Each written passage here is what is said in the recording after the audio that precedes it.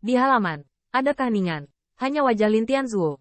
Belum mimi dan tidak pasti, penuh kekhawatiran. Lagi pula, saya tidak tahu berapa lama sebelum saya melihat Lin Tianzuo mengatupkan gigi dan berkata kepada Qin Yichen, kamu bisa pergi ke Kuido.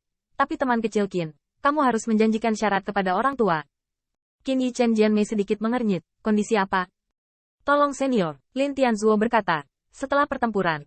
Teman kecil Qin, tolong jangan terlalu muda dan bersemangat. Lagi pula, seperti Jade dan Sirong, adalah dua murid dari murid lelaki tua itu, dan kamu tidak boleh ketinggalan apapun. Qin Yichen kaget. Ada apa? Tapi dia bisa memahami kondisi Lin Tianzuo ini. Junior berjanji padamu. Mendengar ini, Lin Tianzuo menghela nafas lega, tetapi tubuh kurus itu terlihat sangat lelah. Untuk Lin Tianzuo, ini mungkin satu-satunya cara untuk menjaga wajah kota api surgawi hari ini. Segera, Lin Tianzuo juga memerintahkan, karena kamu telah mengeluh dengan keluarga Xing Liu. Saat kamu berkelahi, cobalah untuk menghindari mereka.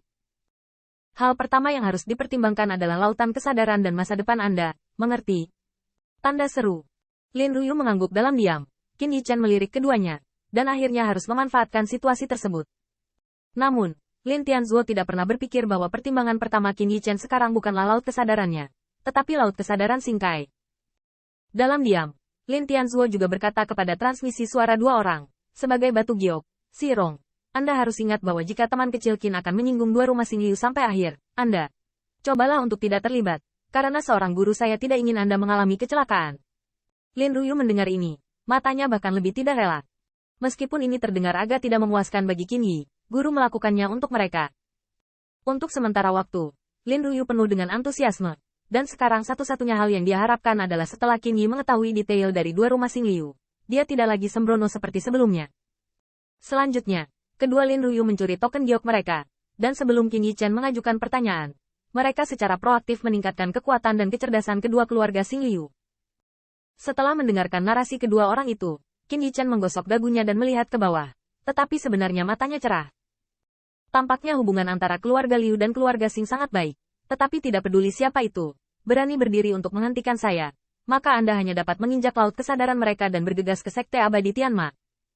Qin Yichen hari ini juga mati lemas, dan bahkan dikejar oleh Sekte Abadi Shen Xiao. Bahkan jika dia ditindas oleh keluarga aristokrat Dao Alkimia ini, apakah dia benar-benar diintimidasi oleh seekor anjing?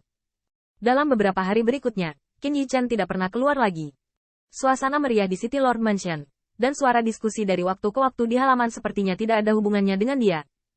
Seiring waktu, Heavenly Flame adalah kota yang ramai, dan penginapan utama ramai untuk melihat kontes antara Pillmaster terbaik di benua ini. Di City Lord Mansion, antara kota api surgawi dan kota Lihuo, tepatnya, seorang pemuda bernama Qin Yi, yang bentrok dengan dua keluarga Xing Liu, berangsur-angsur menyebar.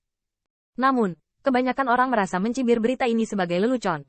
Banyak orang bahkan berpikir bahwa ketangguhan Qin Yichen saat itu hanya karena kurang ajar di City Lord Mansion. Mungkin Xingkai dan yang lainnya sudah tercakup. Secara keseluruhan, hampir tidak ada yang optimis dengan tindakan Qin Yichen, dan banyak orang merasa kasihan pada kota api surgawi. Awalnya hanya soal kehilangan kuota. Sekarang, itu karena seorang pria yang gagal menghargai kebaikan seseorang. Marah oleh dua keluarga Xing Liu. Dan keluarga Yan kota api surgawi tampaknya tidak hidup sesuai dengan suasana kota yang semarak. Pertengkaran babak pertama di setiap kota dilakukan dan diakhiri pada waktu yang sama, dan arai transmisi langsung dilarikan. Oleh karena itu, setelah beberapa hari, ini adalah alkimia putaran kedua. Hari pertarungan Dao. Pada hari ini, langit cerah dan cerah. Tepat di pagi hari, jalan-jalan kota api surgawi penuh sesak dengan orang-orang, dan di atas kota api surgawi, ada cermin giok yang mengambang seperti Sekte Abadi Shen Xiao mengadakan upacara akbar. Mereka yang memenuhi syarat untuk menyaksikan tidak akan melewatkan kontes antara 100 Pillmaster yang luar biasa ini. Qin Yichen hari ini, dengan jubah hitam, bersih dan tajam, dan mata serta pedang berbintang bahkan lebih dingin. Sebagai Pillmaster yang berpartisipasi dalam kuis, City Lord Mansion telah menyiapkan saluran khusus untuk waktu yang lama, dan dapat dikatakan tanpa hambatan di sepanjang jalan. Adapun alchemy Dao, City Lord Mansion telah menyiapkan semua aspek. Di alun-alun terbesar di Heavenly Flame City, nantikan kerumunan besar.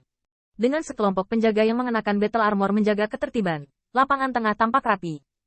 Dan Qin Yichen melangkah keluar dari lorong. Matahari turun, dan yang memenuhi mata adalah siluet yang padat.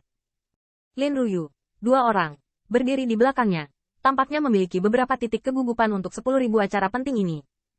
Namun, untuk pertempuran ini, Qin Yichen sudah biasa sejak lama, mulutnya sedikit terangkat, dan kondisinya sangat baik.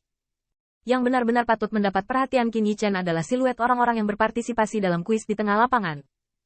Melihat sekeliling, siluet itu semuanya mulia, dan wajah semua orang kurang lebih bangga. Lagi pula, bisa berdiri di sini sudah menunjukkan bahwa mereka adalah eksistensi paling menonjol di kota utama masing-masing. Qin Yichen mencari sebentar, dan kemudian menemukan beberapa fluktuasi kekuatan roh lebih lemah dari Xirong. Tampaknya dao alkimia ini layak untuk acara akbar yang dianjurkan oleh Sekte Dewa Abadi. Kekuatan keseluruhan memang diinginkan. Namun, Lin Ruyu yang berada di sebelahnya tampak khawatir dengan lawan yang dihadapinya. Ekspresi penuh kegugupan. Qin Yichen berdiri di samping, tenang dan tenang seperti berbelanja. Tetapi pada saat ini, saya melihat bahwa di tengah lapangan, tatapan tajam datang. Nah, kamu benar-benar berani datang. Pada titik ini, banyak mata tertuju pada Qin Yichen, dan wajah muram itu adalah Xing Shen dan yang lainnya. Ketika dia melihat Qin Yichen, Xing Shen memiliki waktu kesendirian yang singkat, karena beberapa hari terakhir ini, dia juga berpikir bahwa mantan meninggalkan kota api surgawi setelah mengucapkan kata-kata gila. Tapi aku tidak menyangka bajingan kecil ini berani muncul di depannya. Sepertinya anak ini benar-benar tidak mau meneteskan air mata sampai kamu melihat peti matimu. Setelah Xing Shen mengertakkan gigi, ada nada kebencian dalam nadanya. Xing Kai, apa yang harus saya lakukan? Dan saya masih perlu mengajari Anda? Xing Kai mendengar ini, segera mencibir. Tuan yakinlah, berani memukulmu. Itu adalah musuh pangeran. Jangan belajar pelajaran. Itu hanya sesuai dengan kultivasi Anda. Di sebelahnya, Lin Wenbin dan guru lainnya, seorang lelaki tua berjubah hijau. Matanya sedikit terpana, dan senyum tipis berkata, anak berbulu nakal seperti ini harus benar-benar belajar pelajaran yang bagus. Liu Wenbin mendengar ini, juga, adalah senyum lebar. Kakak Kai.